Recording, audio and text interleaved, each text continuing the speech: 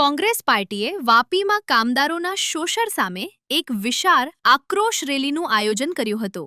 વલસાડ જિલ્લાના વાપી જીઆઈડીસી અને ગુંદલાવ વિસ્તારમાં આવેલી ખાનગી કંપનીઓમાં કામ કરતા કામદારોને થતા અન્યાયના વિરોધમાં વાપી શહેર અને પારડી તાલુકા કોંગ્રેસ સમિતિઓ દ્વારા આ રેલીનું આયોજન કરવામાં આવ્યું હતું। આ રેલીનું નેતૃત્વ વાંસદાના ધારાસભ્ય અનંત પટેલે કર્યું હતું। રેલી દરમિયાન કામદારોને સરકારી ધોરણો મુજબ વેતન ન મળવું, પુરુષ અને સ્ત્રી કામદારોને સમાન વેતન, પીએફમાં અનિયમિતતા, અકસ્માતના કિસ્સામાં પૂરતું વળતર ન મળવું, ઓવરટાઈમ ચૂકવવામાં ન આવવું અને મૂળભૂત સુવિધાઓનો અભાવ જેવા મુદ્દાઓ મુખ્ય રીતે ઉઠાવવામાં આવ્યા હતા।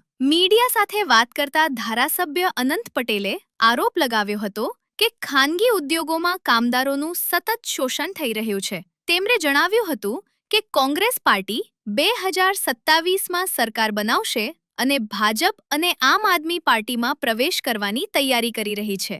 રેલીના સમાપન સમયે મોટી સંખ્યામાં કોંગ્રેસ કાર્યકરો અને કામદારો વાપી મ્યુનિસિપલ કોર્પોરેશન ઓફિસ પહોંચ્યા, જ્યાં તેમણે તેમની વિવિધ માંગણીઓ અંગે વહીવટી તંત્રને એક આવેદનપત્ર સુપરત કર્યું। આ સમય દરમિયાન કામદારોએ અમને અમારા હક આપો અને અમે લડીશું અને જીતીશું જેવા નારા લગાવીને પોતાનો ગુસ્સો વ્યક્ત કર્યો। વાપી શહેર કોંગ્રેસ સમિતિ તેમજ પારડી તાલુકા કોંગ્રેસ સમિતિ દ્વારા આયોજિત આજે જીઆઈડીસીમાં જે કામ કરનાર કામદારોને નું શોષણના વિરોધમાં આક્રોશ રેલીનું આયોજન કરવામાં આવ્યું હતું। વાપી જીઆઈડીસી હોય કે ગુંદલાવ જીઆઈડીસી હોય, દરેક જીઆઈડીસીમાં જે પણ કંપનીના કર્મચારીઓ છે એનું શોષણ કરવામાં આવે છે। એમને યોગ્ય પગાર ધોરણ આપવામાં આવતું નથી, પીએફના પૈસા તેમજ ગ્રેજ્યુટીના પૈસા આપવામાં આવતા નથી, ફેસિલિટી કંપનીમાં ટોયલેટ બાથરૂમની કેન્ટીનની આપવામાં આવતી નથી, વાહનો મૂકવા માટેની પણ કોઈ જગ્યા આપવામાં આવતી નથી, તેમજ અવારનવાર અકસ્માતે મૃત્યુ થાય, હાથ પગ તૂટી જાય, એનું જે યોગ્ય વળતર મળવું જોઈએ યોગ્ય વળતર મળતું નથી।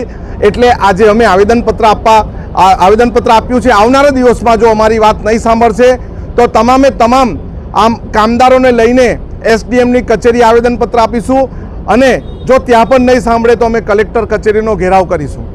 વાપી કોંગ્રેસ સમિતિ અને પારડી કોંગ્રેસ સમિતિ દ્વારા જે વાપી અને આજુબાજુ વિસ્તારના કામદારો છે એમને જે હાલાકી પડે છે એ હાલાકીના ભાગરૂપે એક આવેદનપત્ર આપવાનું નક્કી થયું અને એના ભાગરૂપે તો આપ જાણે છે, અત્યારે જ આપણા ધારાસભ્યએ કીધું કે છેલ્લામાં છેલ્લો માણસ મજૂરી આવતો હોય એને કોઈ પણ જાતની સુવિધા આપવામાં નથી આવતી।